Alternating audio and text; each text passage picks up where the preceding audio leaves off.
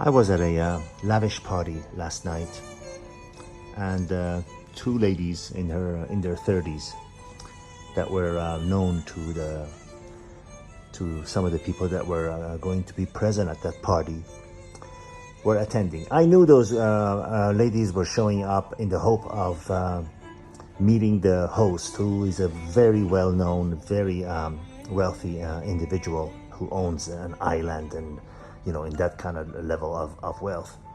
And so when we entered the party, there were, at least about 1,500 people there. And these girls kept asking me, so are you going to introduce me to the host? Where is he? Let us know when he comes and everything. And there was a gentleman in his in the middle of the party. There was a gentleman in his. We hadn't met the host yet.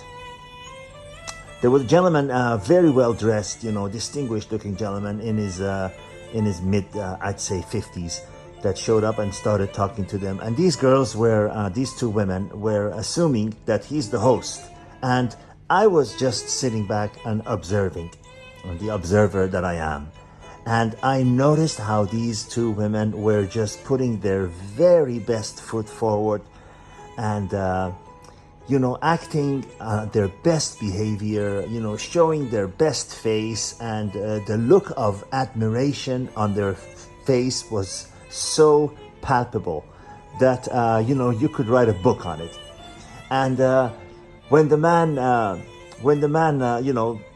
left, these girls asked me, well, so let me guess, well, he was the host, right? I said, no, actually, he's just one of the regular people that is attending here. He's not a wealthy man. He's just a normal person that works at some company. And he was still standing, he was not within our earshot, but he was still standing, close enough. And these women, the two of them, suddenly you could see from day and night difference from the way they suddenly turned off the charm and completely, turned their body away from him.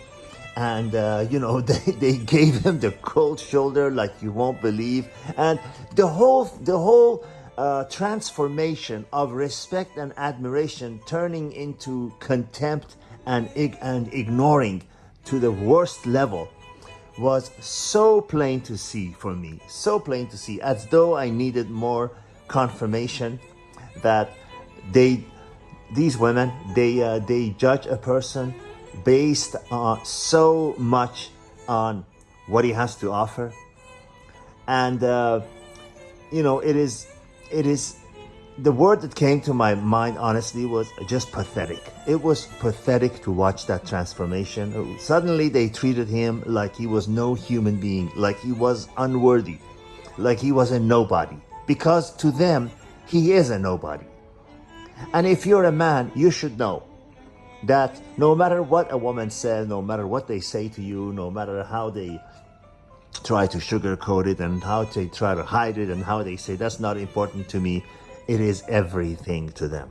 It is everything to them. Like I've said it so many other times, these novice, self-labeled coaches come on and say, yes, women are looking for someone who's, the six-pack and 6 inches down there and full head of hair and flat stomach and all that. But I'm telling you, none of that will matter. This is what they leave out.